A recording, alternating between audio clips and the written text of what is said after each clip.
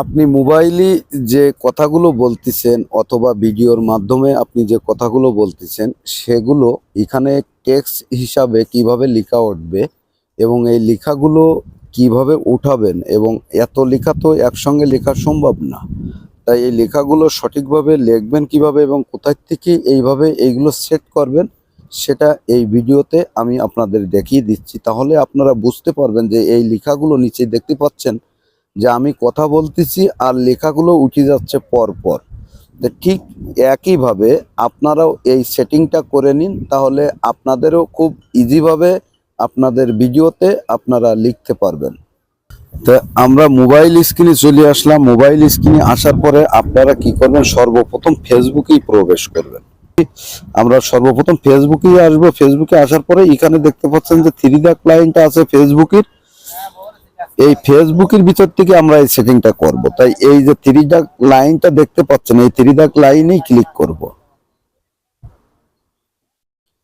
Three দাগ লাইনে click করার পরে ঠিক এইরকম ইন্টারফেস আসবে। এইরকম ইন্টারফেস আসার পরে এখানে আপনারা দেখতে পাচ্ছেন এই যে এডিট এডিট এই যে এডিট লেখাটা আছে, এই এডিট লেখার পরে ক্লিক করব। আর আপনারা অবশ্যই স্মরণ রাখবেন যে এই এডিট লেখার পরে ক্লিক করলে অনেকের হয়তো এডিট লেখার পরে একটা অ্যাপস আপনার ইনস্টল করা লাগতে পারে, সেটা হচ্ছে এডিট ভিডিও ক্রিয়েটর, হয়তো এরকম একটা অ্যাপ যদি আছে আপনি সেটা ইনস্টল করে নেবেন।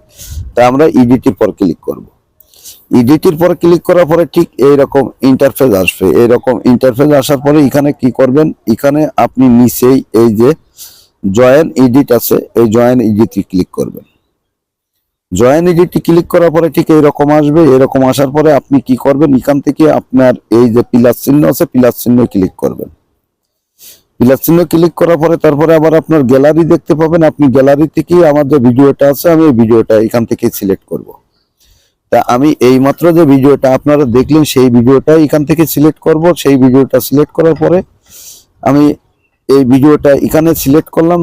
এই দেখুন এখানে ভিডিওটা সিলেক্ট করলাম এই, আর এখানে যে টিক চিহ্ন আছে টিক চিহ্ন ক্লিক করব।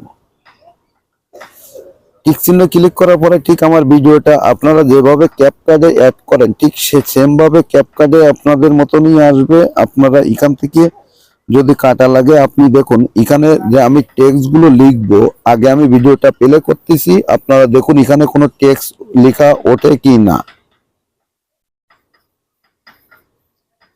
এখানে কিন্তু কোনো টেক্সট লেখা উঠতেছে না। তাই এরপরে আমি এখানে এটার পরে এখান থেকে আমি যে টেক্সট গুলো তুলবো, এই লেখাগুলো টেক্সট গুলো উঠাবো। তাই সেই জন্য আপনাদের কি করা লাগবে, এই যে দেখুন এখানে আর একটা অপশন আছে, এই যে সিসি যে অপশনটা সিসি দেখা যাচ্ছে, এই যে সিসি লেখা, এটাতে ক্লিক করুন।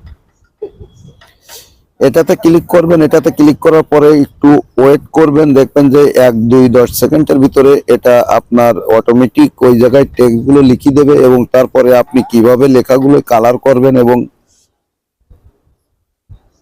এই যে এখানে দেখুন আমি যে ভিডিওতে যা যা বলেছি সেই লেখাগুলো অটোমেটিক আপনার চলে এখানে দেখুন আমি ভিডিওটা এবার প্লে করতেছি।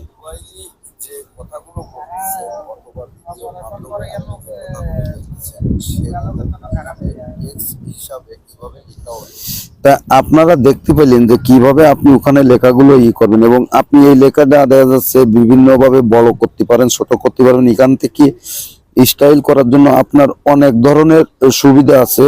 আপনি এখান থেকে এই যে স্টাইল করবেন, এখান থেকে স্টাইলে ক্লিক করবেন, এখান থেকে এডিট করে লেখাগুলোর ফন্টগুলো পাল্টাতে পারেন। আপনি যে কোনো ভাবে আপনি এগুলো করতে পারবেন। তারপরে এই যে এখানে দেখুন, এরপরে আপনি এখান থেকে ইনপুট করবেন।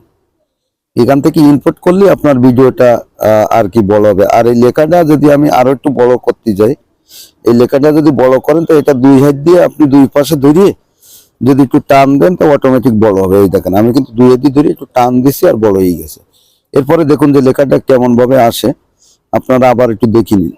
আপনি মোবাইলে যে কথাগুলো বলছেন অথবা ভিডিওর মাধ্যমে আপনি যে কথাগুলো বলছেন সেগুলো এখানে টেক্সট হিসাবে কিভাবে লেখা হবে, এইভাবে যে আপনারা আপনার ভিডিওতে যে কথাগুলো বাংলায় লিখতে পারবেন সেটা একদম ফেসবুকের মাধ্যমে একদম খুব সহজে।